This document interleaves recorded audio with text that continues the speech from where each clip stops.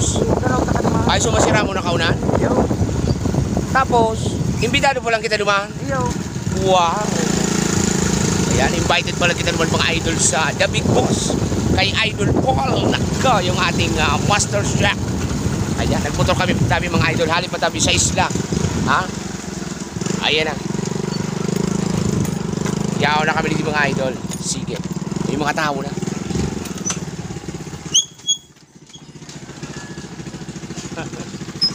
Ayan. Hindi na kami ni Kuya Bot sa The Big Boss. Yung second branch. Naka. Ayan o, dakol na nagkakaraon mga idol. Yes, hello Tabi Team. Wow. Ay, Paul. Ay, sige. Nagsundo pa lang si Paul.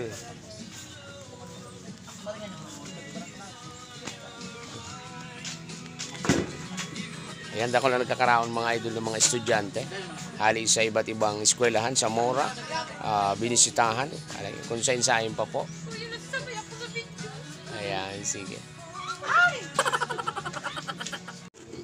Ayan ang mga idol. Nako, sutuludan mi tabi mga idol. Iniluwas sa tabi iso sarong kawa na maluto ni idol. Yung tinatawag na Java rice.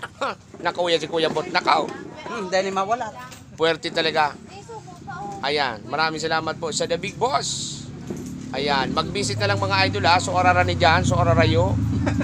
Pwede tabi Digdi po kita sa Barangay 9.